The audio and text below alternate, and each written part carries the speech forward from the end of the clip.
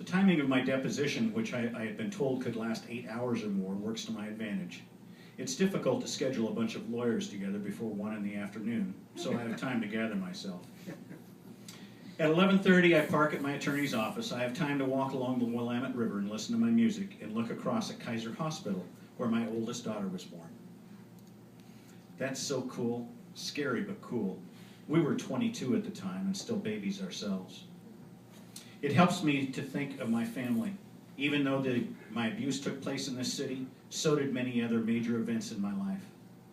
At noon, I go into the office as prearranged to get last-minute instructions from my attorney. Keep answers short. Don't volunteer anything. Don't expound.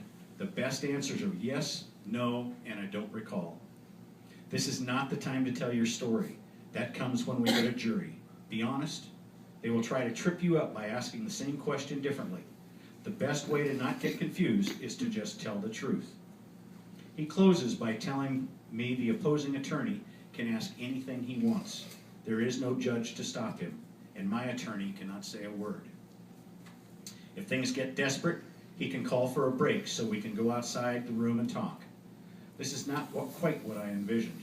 I can't even bring my tablet where I'd written the 23rd Psalm and the names of friends and family who would be with me in spirit. I feel completely alone, cut off from the outside world, which I'm pretty sure is the intent.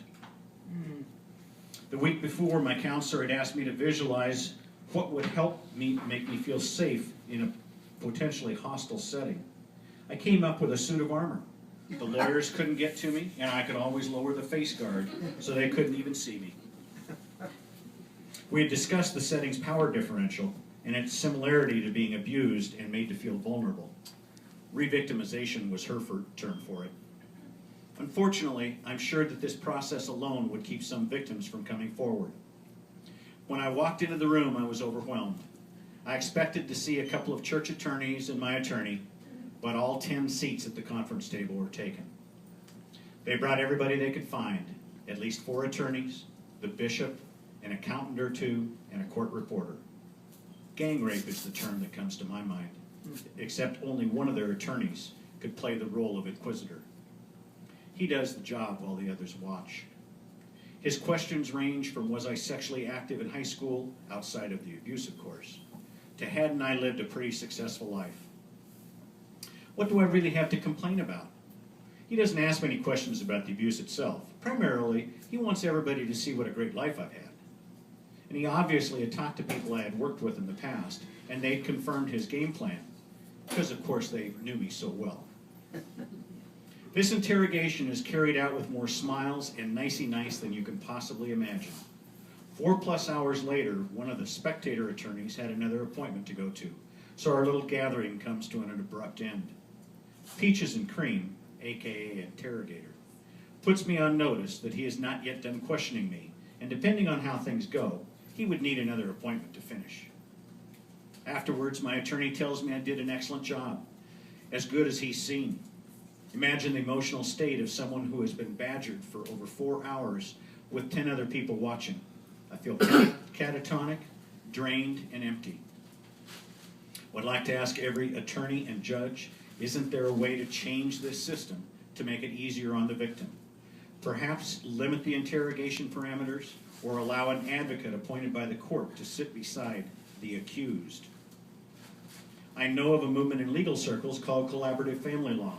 The intent, as I understand it, is to help people move through the difficult process of divorce as amicably as possible without the added pain of embittered conflict. How much better would it would be if legal actions involving abuse, the institutions offered to hire collaborative attorneys and resolve these cases outside of the courts. It would be less costly and less painful for everyone involved. The time has come. Lawyers and legislators, bishops and churches, school districts and principals. Whether or not you perceive abusers as monsters, I can assure you their behavior and its results are monstrous. Hundreds of years ago, it was common in some cultures to perform human sacrifice. The thought repulses us now. How could people allow it? It occurs today in the form of child sex abuse. Our government and each of us allow it to happen by our inaction.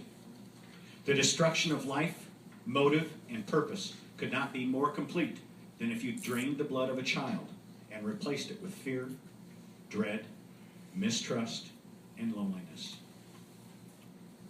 The sexual abuse of our children has robbed our society of millions of potential teachers, leaders, and contributors to a better world. The time has come to quit allowing the system to re-victimize the victims. Start prosecuting the pedophiles, no matter how much time has passed. Make abusers accountable for the destruction they wreak. The time has come to pull our collective head out of the sand. The time has come to deal with that which we would not speak of, and we wish would go away on its own, but will not. The time has come to defend our children, past, present, and future.